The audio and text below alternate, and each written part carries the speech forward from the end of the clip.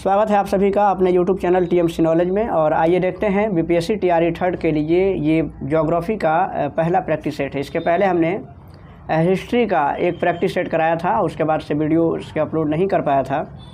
तो अब ये ज्योग्राफी का प्रैक्टिस सेट है। TRE 3 और TRE 4 दोनों ही के लिए ये काफ़ी उपयुक्त है।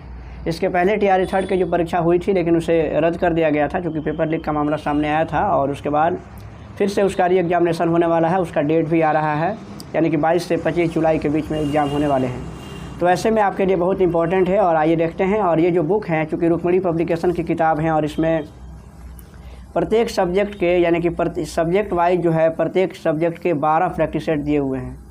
तो ऐसे में हमारी कोशिश रहेगी कि हम 12 प्रैक्टिस सेट को हम बचे हुए समय में करा दें। हालांकि समय की काफ़ी कमी भी हो जाती है कभी कभी। तो आइए शुरू करते हैं। इसका पहला प्रश्न है कि राजस्थान में खेतड़ी परियोजना किसके उत्पादन के लिए प्रसिद्ध है? और इसका सही जवाब है कि जो राजस्थान में खेतड़ी परियोजना है वो तांबा उत्पादन के लिए प्रसिद्ध है। इसका सही जवाब तांबा है। ऐसे आप जानते हैं कि भारत में मध्य प्रदेश तांबा का सबसे बड़ा उत्पादक राज्य है और तांबा को उत्कृष्ट धातु भी कहा जाता है। तो इस तरीके से तांबा ऊष्मा एवं विद्युत का सुचालक भी होता है। इसके संबंध में भी बातें हैं। जस्ता की जहाँ तक बात है तो देखिए जस्ता जो हैं ये तो इसका निष्कर्षण मुख्यतः ये इसके सल्फाइड एस्को से होता है, यानी कि जिंक ब्लेंड से जस्ता का निष्कर्षण किया जाता है। इसके बाद के प्रश्न यहाँ से देखते हैं। इसमें 40 प्रश्न है एक प्रत्येक जो है कि प्रैक्टिस सेट में। इसका दूसरा प्रश्न है कि निम्नलिखित में से भारत में अक्टूबर की गर्मी का मुख्य कारण क्या होता है? अक्टूबर महीने में भी गर्मी पड़ती है। इसका मुख्य कारण है कि उच्च आर्द्रता से जुड़ा हुआ उच्च तापमान होता है। और ऑप्शन बी में इसका सही जवाब दिया हुआ है, क्योंकि अक्टूबर में भारत में गर्मी का मुख्य कारण होता है कि गंगा के मैदानों में निम्न दबाव की स्थिति रहती है और उच्च आर्द्रता के साथ साथ उच्च तापमान भी रहता है। बहुत कम वेग से हवाएं चलती हैं, इसलिए मौसम जो है कि गर्म और शुष्क हो जाता है और वो गर्मी का ज़्यादा कारण बनता है। नेक्स्ट है कि भारत के कितने राज्य बांग्लादेश के साथ सीमा साझा करते हैं? क्योंकि भारत के विभिन्न जो राज्य हैं वो अलग अलग देशों के साथ अपनी सीमाएं साझा करते हैं। तो बांग्लादेश का पूछा गया है और बांग्लादेश भारत के यानी कि 5 राज्यों के साथ अपना सीमा साझा करता है। और ये 5 प्रमुख राज्य जो हैं वो पश्चिम बंगाल है, असम, मेघालय, त्रिपुरा और मिजोरम है। ये बांग्लादेश से जुड़े हुए हैं। तो सही जवाब इसका 5 है। नाम सुन लीजिए फिर से। पश्चिम बंगाल, असम, मेघालय, त्रिपुरा और मिजोरम, ये 5 देश हैं। और बांग्लादेश की जो सीमा है यानी कि कुल 4096 किलोमीटर है जो भारत के साथ साझा होती हैं। और बांग्लादेश के 3 ओर से त्रिपुरा राज्य घिरा हुआ है। भारत के कुल 7 देशों के साथ समुद्री सीमा भी जुड़ी हुई है। नेक्स्ट प्रश्न यहाँ से है कि अरावली पर्वत श्रेणी में सबसे ऊंचा पर्वत शिखर कौन है? अरावली पर्वत की सबसे ऊंची जो चोटी है वो गुरु शिखर है। 1722 मीटर उसकी ऊंचाई है। तो इस तरीके से सही जवाब ऑप्शन सी में है। जहाँ तक नीलगिरी की बात करें, देखिए डोडा बेटा जो है वो नीलगिरी पर्वत की ऊंची पहाड़ी हैं। 2637 इसकी ऊंचाई है, 2637 मीटर। और ये जो पंचमढ़ी है ये सब जो है कि और बाकी जो ऑप्शन में दिया हुआ है जैसे पंचमढ़ी, अनामलाई, ये सब जो होते हैं ये अनाईमुडी और पूर्वी घाट ये जिंडागढ़ा जो है कि ये उसका सर्वोच्च शिखर होता है। ऐसे प्रश्न जो है कि आप हमारे BPSC TRE 2 और TRE थर्ड के लिए जो हमने प्रैक्टिस सेट जो डाला था उसको अभी आप वीडियो देख सकते हैं। TRE 2 में भी यही इसी रुक्मिणी पब्लिकेशन के बुक से प्रैक्टिस सेट डाला गया है जो कि काफ़ी इंपॉर्टेंट है। तो आप इन सभी को देख सकते हैं। TRE 1 से लेकर के TRE 2, TRE थर्ड तीनों ही एग्ज़ाम्स के लिए हमने वीडियो बनाया था और आप उसको हमारे प्लेलिस्ट में जाकर के उसे आप देख सकते हैं। नेक्स्ट प्रश्न है कि मध्य एशिया एवं पूर्वी यूरोप में स्थित शीतोष्णकटिबंधीय घास क्षेत्र को क्या कहा जाता है? मध्य एशिया में जो पूर्वी यूरोप में स्थित जो शीतोष्णकटिबंधीय घास के क्षेत्र हैं उसे क्या कहते हैं? और इसका सही जवाब है कि उसे स्टेपी कहा जाता है। यानी कि स्टेपी घास के मैदान का विस्तार हंगरी, यूक्रेन, रूस, कजाकिस्तान, तुर्कमेनिस्तान और उज्बेकिस्तान, मंगोलिया, चाइना आदि देशों में फैला हुआ है। तो इस तरीके से यहाँ पे इसको क्या कहते हैं? तो इसको स्टेपी कहा जाता है। डाउन्स जो पहले ऑप्शन में जो दिया हुआ है देख लीजिए। तो ये जो डाउन्स हैं तो ये ऑस्ट्रेलिया में जो घास के मैदान होते हैं उसे डाउन्स कहते हैं। उसी तरह से न्यूजीलैंड के शीतोष्णकटिबंधीय घास के क्षेत्र होते हैं उसको कैंटरबरी कहा जाता है। और हंगरी का जो शीतोष्णकटिबंधीय क्षेत्र होता है उसे पुस्ताच कहते हैं, जो आपके ऑप्शन बी में दिया हुआ। ये हंगरी का है। और यहाँ पे ये जो डाउन्स है ये कहाँ का है? तो ये ऑस्ट्रेलिया का है। इसी तरह से और भी इसके नाम हैं जो कि अलग अलग जानते हैं कि इस तरह के जो घास के मैदान है, जैसे अमेरिका में प्रेरी कहा जाता है, दक्षिण अमेरिका में इसे पम्पास के नाम से जानते हैं, और शीतोष्णकटिबंधीय घास क्षेत्र को दक्षिण अफ्रीका में बेल्ट कहा जाता है, और उत्तरी अमेरिका में प्रेरी और दक्षिण में पम्पास कहते हैं। तो इस तरीके से नेक्स्ट है कि भारत के किस राज्य में सबसे पहले मानसून आता है। सबसे पहले मानसून भारत के केरला में आता है, और मानसून केरल में लगभग 1 जून को अरब सागर से पश्चिमी तट पर प्रवेश करता है, और मानसून जून के प्रथम सप्ताह में बंगाल की खाड़ी से भारत के पश्चिमी बंगाल में प्रवेश करता है, और जून के मध्य तक मानसून भारत के मध्य भाग में फैल जाता है, और दक्षिण पश्चिम मानसून से मुख्यतः भारत में वर्षा होती है। यानी कि भारत में जो वर्षा होती है वो कौन सा मानसून है, तो दक्षिण पश्चिम मानसून है। तो इस तरीके से इसका सही जवाब ऑप्शन सी में है। नेक्स्ट है कि गिर राष्ट्रीय उद्यान जो है वो कहाँ स्थित है। गिर का जो वन है वो तो गुजरात में है, पहले से भी आप जानते होंगे। और टाइगर स्टेट जो है कि मध्य प्रदेश को कहा जाता है। तो इस तरीके से ये जो चूँकि वहाँ पे टाइगर की संख्या ज़्यादा है, और ये जो प्रोजेक्ट टाइगर है वो 1973 में शुरू किया गया था। इसका नेक्स्ट प्रश्न यहाँ से आप है कि भारत भूमध्य रेखा से मात्र कितने डिग्री उत्तर में है। तो भारत भूमध्य रेखा से मात्र 8 डिग्री उत्तर में स्थित है। भारत का जो भौगोलिक स्थिति है वो 8 डिग्री 4 मिनट से लेकर के 37 डिग्री और 6 मिनट तक है, उत्तरी अक्षांश तक फैला हुआ है। और अगर देखा जाए पूर्वी देशांतर में तो 68 डिग्री 7 मिनट से 97 डिग्री 25 मिनट पूर्वी देशांतर के मध्य में है। और भारत जानते हैं कि उत्तर और पूर्वी गोलार्ध में स्थित है। तो इस तरीके से यहाँ से कितना मीटर दूर हैं, तो 8 डिग्री, डिग्री पूछा हुआ है, तो 8 डिग्री दूर है भारत भूमध्य रेखा से। नेक्स्ट है कि वन्य जीव अभयारण्य कहाँ स्थित हैं। काफ़ी अच्छा प्रश्न है, और ये गुजरात में स्थित हैं। यानी कि वन्य जीव ये गुजरात में स्थित हैं। इस तरीके से भारत में और भी बहुत सारे वन्य जीव अभयारण्य हैं जो अलग अलग राज्यों में हैं, तो उससे भी संबंधित प्रश्न इससे पूछे ही जाते हैं। तो ये गुजरात में है। इस तरह से गिर राष्ट्रीय पार्क भी गुजरात में है। गुजरात में नल सरोवर अभयारण्य है, वो भी गुजरात में ही है। और इस तरीके से बिहार में कैमूर वन्य जीव अभयारण्य है। कर्नाटका में भद्रा है, फिर सोमेश्वर अभयारण्य है, ये सभी जो है। जबकि महाराष्ट्र में तानसा अभयारण्य है, ये तानसा महाराष्ट्र में है। और नेक्स्ट है कि भारतीय मानक समय ग्रीनविच मध्य समय से कितना आगे है। तो 5.5 घंटा आगे है। ये भारत का जो समय है वो ग्रीनविच मध्य समय से 5.5 घंटा आगे है। भारत का मानक जो समय होता है वो 82.5 डिग्री, यानी कि 82 डिग्री पूर्वी देशांतर से ये तय होता है। और ग्रीनविच जो मध्य समय है वो 0 डिग्री देशांतर है। तो इस तरीके से 5.5 घंटा आगे है भारत का जो समय है। और देखिए यहाँ से नेक्स्ट प्रश्न है कि निम्नलिखित में से कौन सी हिमालयी नदी तंत्र की नदियाँ हैं। हिमालयी नदी तंत्र की नदियाँ इनमें से कौन है। ऑप्शन आपके सामने है, और आप देख सकते हैं कि गंगा एवं ब्रह्मपुत्र जो है वो हिमालयी नदी तंत्र की नदियाँ हैं। तो इस तरीके से ऑप्शन 20 का सही है। यानी कि 2 और 3 में देखिए ऑप्शन दिया हुआ है गंगा, और 3 में ब्रह्मपुत्र है। तो ऑप्शन 2 और 3 सही है। तो इस तरीके से, जबकि उसी तरह से अगर देखा जाए तो हिमालय से निकलने वाली जो नदियों के अपवाह तंत्र में 3 प्रकार की नदियाँ, यानी कि 3 नदियाँ जो हैं शामिल है, उसमें सिंधु, गंगा और ब्रह्मपुत्र, ये सभी जो है। नेक्स्ट प्रश्न है कि निम्न में से किस देश को थंडर ड्रैगन की भूमि के नाम से जाना जाता है। थंडर ड्रैगन की भूमि के नाम से जाना जाता है, और इसका सही जवाब है कि भूटान को। भूटान जो है, भूटान देश को थंडर ड्रैगन की भूमि के नाम से जाना जाता है। तो भूटान जो है कि पूर्वी हिमालय में स्थित एक भूमि से घिरा हुआ देश है। और भूटान के विषय में जो है कि ये भूटान की जो आधिकारिक भाषा हैं, यानी कि इसको कहते हैं जोंगखा। ये जोंगखा जो है ये भूटान की आधिकारिक भाषा है, और भूटान पूर्वी हिमालय में स्थित जो है कि एक देश है। इसमें और जो विषय हैं, जैसे ये ऑप्शन दिए हुए हैं जापान। तो जापान को जानते हैं कि उगते सूरज की भूमि कहा जाता है। स्वर्ण शिवालय यानी कि स्वर्णिम जो पैगोडा है उसकी भूमि को म्यांमार कहा जाता है, और मोतियों की द्वीप बहरीन को कहा जाता है।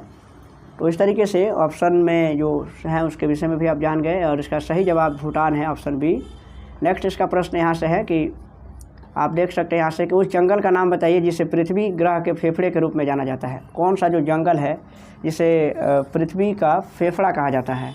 और इसका सही जवाब है कि उदयपुर को, यानी कि इसमें देख सकते हैं जो अमेजन वर्षा वन है, यानी कि ये हमने अगला प्रश्न पढ़ लिया। तो यहाँ से 83 का ये जो सही जवाब है, यानी कि ऑप्शन सी है। अमेजन का जो वर्षा वन है उसे पृथ्वी ग्रह के फेफड़े के रूप में जाना जाता है।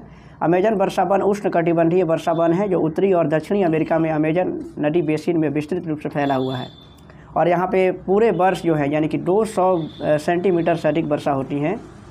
तो अमेजन जो वर्षा वन है अपनी विशालता के कारण कार्बन सिंक और पृथ्वी ग्रह के फेफड़े के रूप में काम करते हैं। तो इस तरीके से सही जवाब इसका ऑप्शन सी में है। यहाँ पर टैगा वन क्षेत्र की बात है तो टैगा वन क्षेत्र विश्व के लगभग 29% क्षेत्र पर फैला हुआ है और टैगा वन को बोरियल फॉरेस्ट भी कहा जाता है। उसको टैगा को बोरियल फॉरेस्ट कहा जाएगा, बोरियल फॉरेस्ट के नाम से उसे जाना जाता है। नेक्स्ट है कि निम्नलिखित में से किस शहर को राजस्थान का सफ़ेद शहर कहा जाता है और इसका सही जवाब है उदयपुर, यानी कि उदयपुर को राजस्थान का सफ़ेद शहर कहते हैं। उदयपुर को झीलों का शहर और पूर्व का बेसिन भी कहा जाता है और गोल्डन सिटी कहा जाता है जैसलमेर को। और जब तो इस तरीके से जबकि आप जानते हैं कि जोधपुर को उसको ब्लू सिटी और सूर्य नगरी भी कहा जाता है। जयपुर को भारत का पेरिस भी कहा जाता है जो राजस्थान की राजधानी है। तो राजस्थान का एक शहर है उदयपुर जिसे हम सफ़ेद शहर के नाम से जानते हैं। नेक्स्ट है कि भारत की मानक यामयोत्तर रेखा कौन सी है।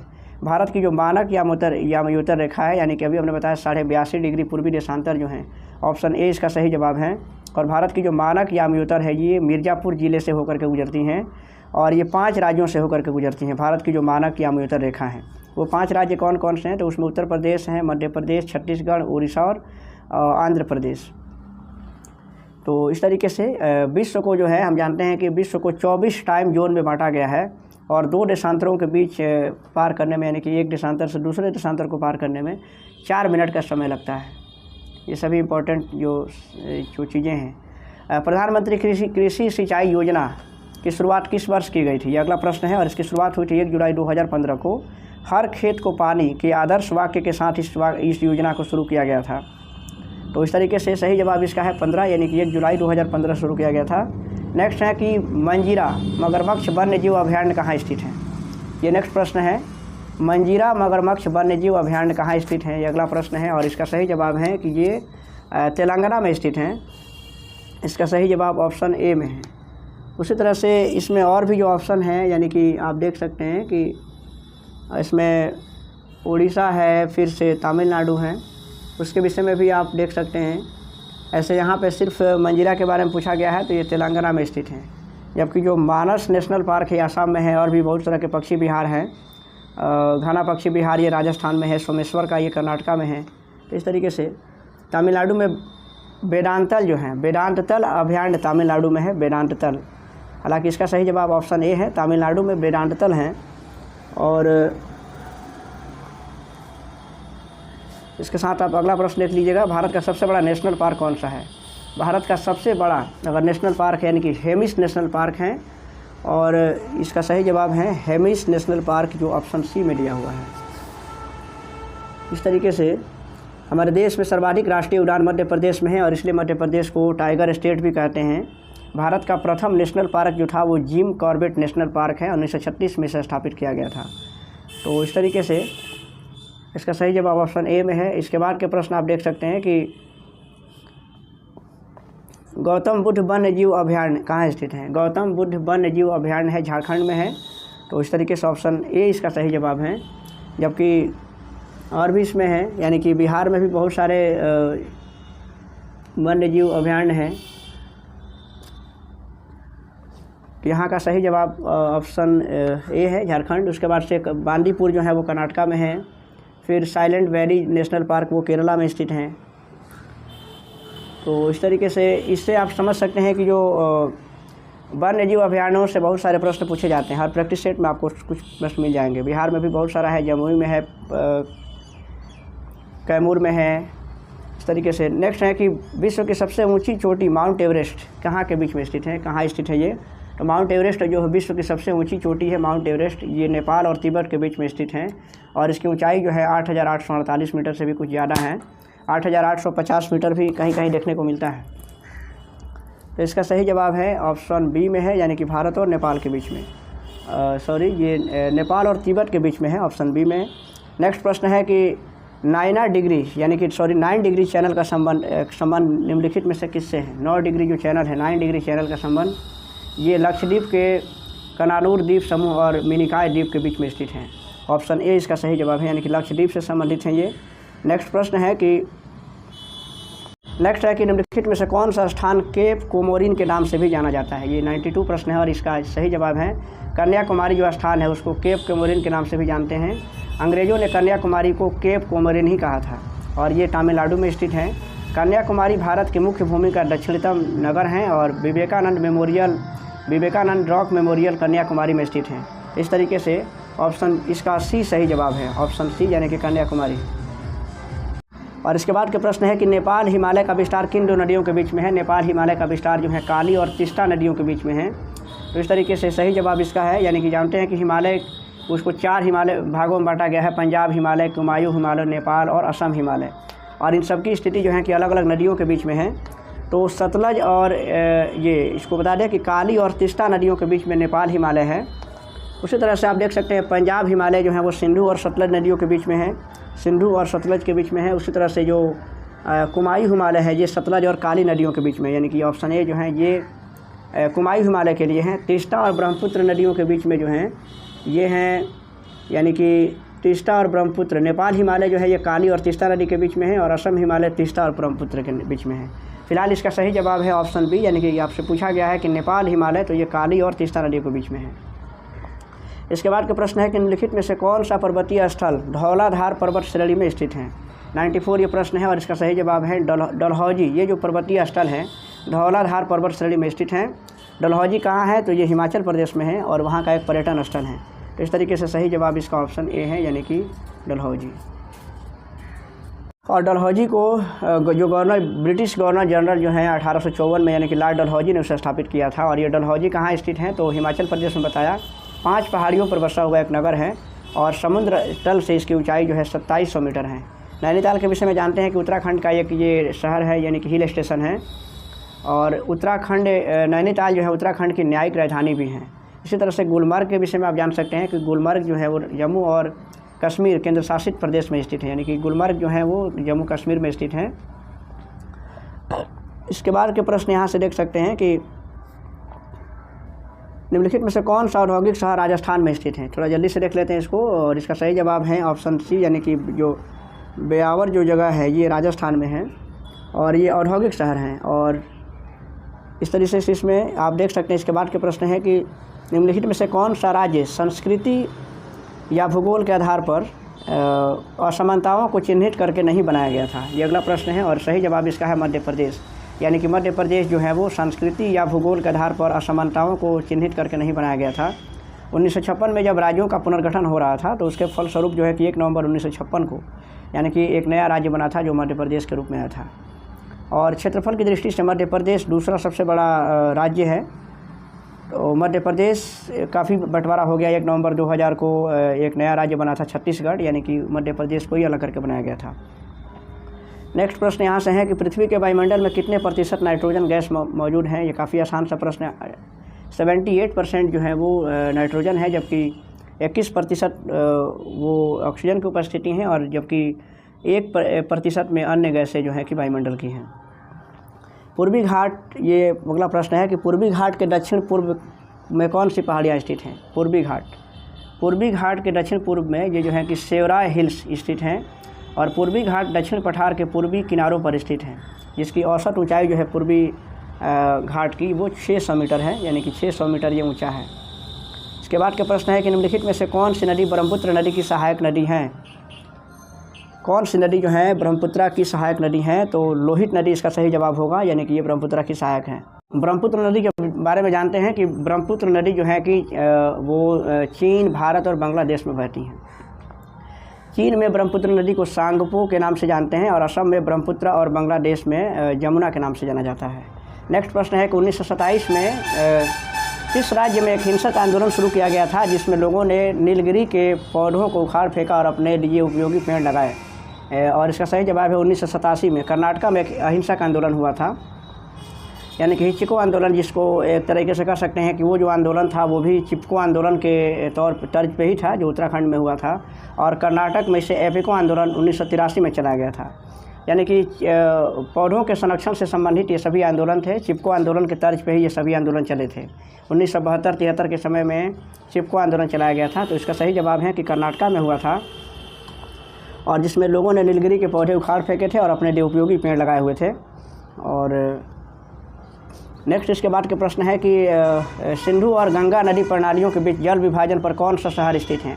और इसका सही जवाब है कि अम्बाला शहर जो है कि सिंधु और गंगा नदी प्रणालियों के विभाजन पर स्थित है। तो नेक्स्ट प्रश्न यहाँ इसका अगला प्रश्न देख सकते हैं कि कौन सी मिट्टी हिमालय की 3 महत्वपूर्ण नदी प्रणालियों गंगा, सिंधु और ब्रह्मपुत्रा के मिट्टी जमाव के कारण बनती हैं? और इसका सही जवाब है कि जो जलोढ़ मिट्टी का निर्माण होता है वो हिमालय की 3 महत्वपूर्ण जो नदियाँ हैं, जिसमें गंगा, सिंधु और ब्रह्मपुत्रा, तो उसके मिट्टी के जमाव के कारण ये बनता है। सर्वाधिक क्षेत्रफल पर भारत में जलोढ़ मिट्टी का ही विस्तार है। जलोढ़ मिट्टी जो है उत्तर के विशाल मैदान और पूरब तथा पश्चिम के तटवर्ती मैदानों में भी हैं। राजस्थान में ये संकरी पट्टी के रूप में पाई जाती हैं, और जो जलोढ़ मिट्टी है ये सर्वाधिक उपजाऊ भी होती हैं। तो इस तरीके से चूँकि जलोढ़ मिट्टी में नाइट्रोजन और जैविक पदार्थों की कमी पाई जाती हैं, जबकि इसमें पोटास, फास्फोरिक अम्ल और चूना ये सभी जो है कि ज़्यादा पाए जाते हैं इसमें। नेपाल की सबसे लंबी नदी कर्णाली नदी का आध्यात्मिक स्रोत निम्नलिखित में से कौन सा है? और इसका सही जवाब है कि इसका आध्यात्मिक जो स्रोत है यानी कि माचफा ख्वाब जो हैं, ये सही जवाब है इसका, यानी कि मापचा खाम्बाव, ये ऑप्शन सी जो है वो उसका एक तरीके से आध्यात्मिक स्रोत हैं। और जो कर्णाली ये जो नदी है तिब्बत में कैलाश पर्वत से निकलती हैं, और इस तरीके से इसका आध्यात्मिक महत्व भी है।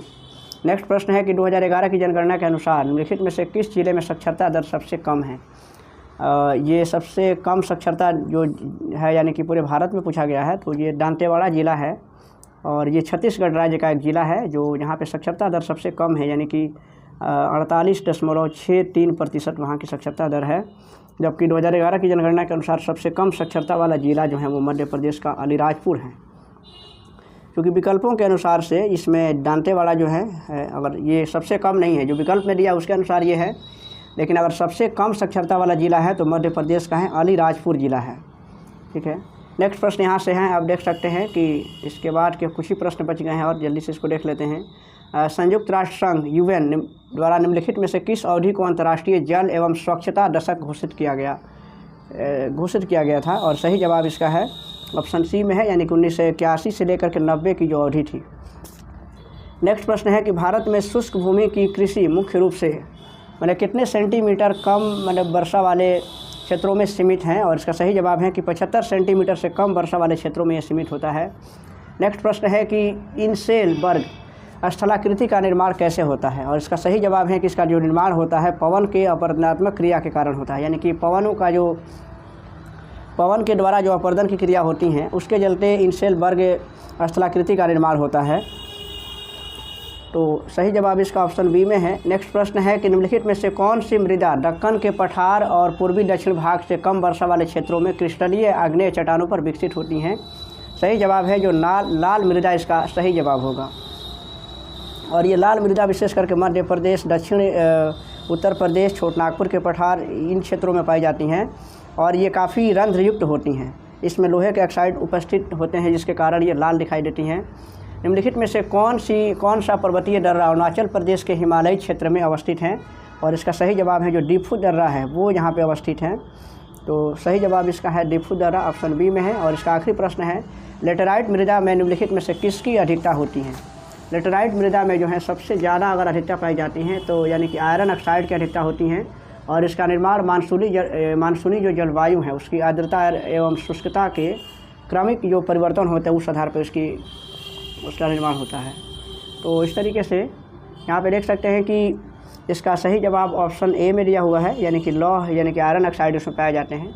तो इस तरीके से आपने देखा कि ये हमारा ज्योग्राफी का ये पहला प्रैक्टिस सेट था। वीडियो अच्छा लगे तो उसको लाइक कीजिएगा, चैनल पर नया है तो सब्सक्राइब जरूर कीजिएगा। और हम पहले भी बता चुके हैं कि BPSC TRE 1, TRE 2 और TRE 3 के सभी प्रैक्टिस सेट डाले गए इसके पहले वाले में भी, तो आपकी तैयारी को एक बेहतर रूप दे सकता है। आप उस सभी वीडियो को अवश्य देखिएगा। हमारे प्लेलिस्ट में सभी वीडियो अलग अलग उसका प्लेलिस्ट बनाया गया है।